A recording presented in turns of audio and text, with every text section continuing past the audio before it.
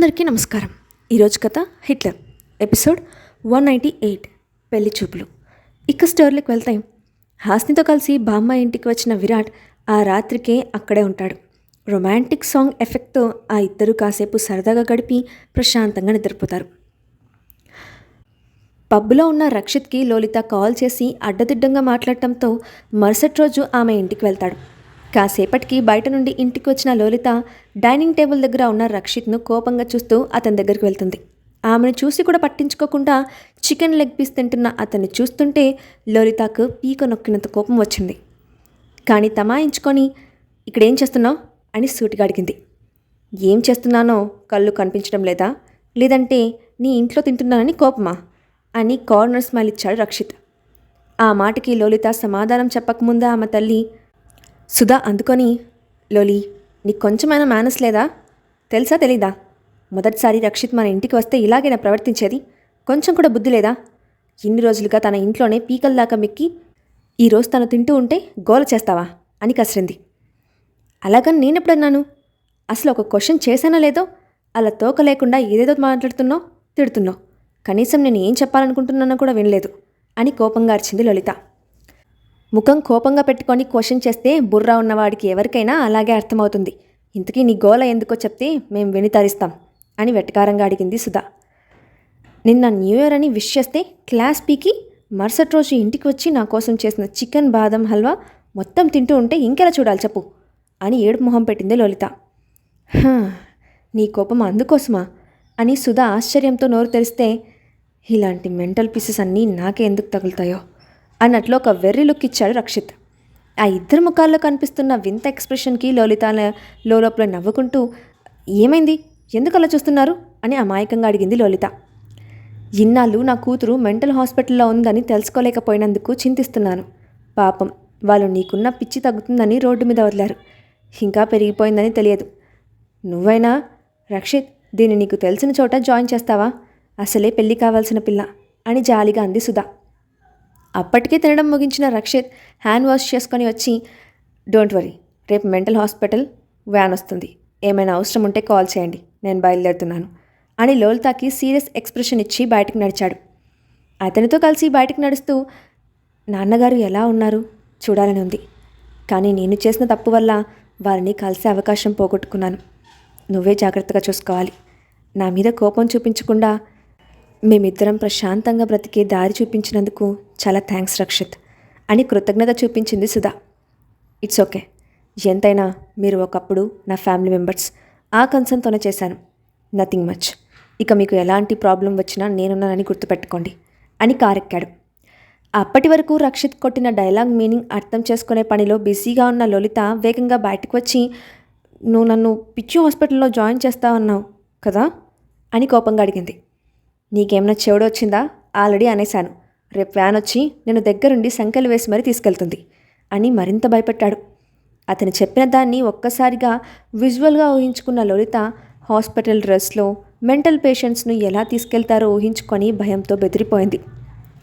వద్దొద్దు, ఇంకెప్పుడు మీ దగ్గర పోట్లాడను, బుద్ధిగా చెప్పిన మాట వింటాను, నన్ను ఎక్కడికి పంపించొద్దు ప్లీజ్ అని రక్షిత్ చేతుల్ని పట్టుకొని రిక్వెస్ట్ చేస్తూ కళ్ళ నుండి బొట్టు బొట్టు కన్నీళ్లు కార్చింది.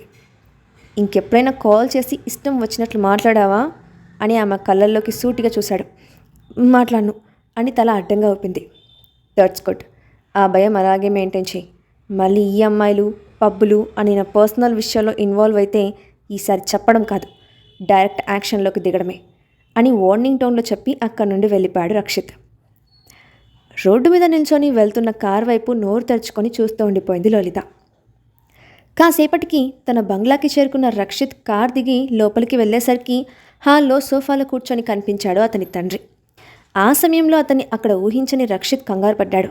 వెనక్కి తిరిగిన అతనికి తగిలేంత దూరంలో నిలబడిన నీతు కనిపించింది.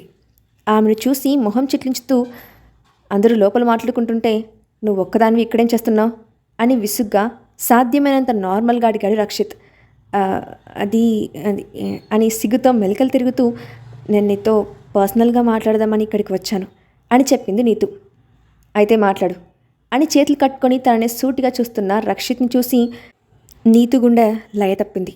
అతి కష్టంగా నోరు తెరిచి, నేను నీకు గుర్తున్నానా అని అడిగింది. గుర్తున్నావు, అదొక్కటేనా, ఇంకా ఏమైనా మాట్లాడాలా అని అడిగాడు రక్షిత్. ముఖం మీద కొట్టినట్టు అడుగుతున్న అతని వైఖరికి విసిగిపోతూ, నువ్వు బెంగళూరుకి వస్తే కలవాలని ఎన్నో రోజులుగా ఎదురు చూస్తున్నాను తెలుసా.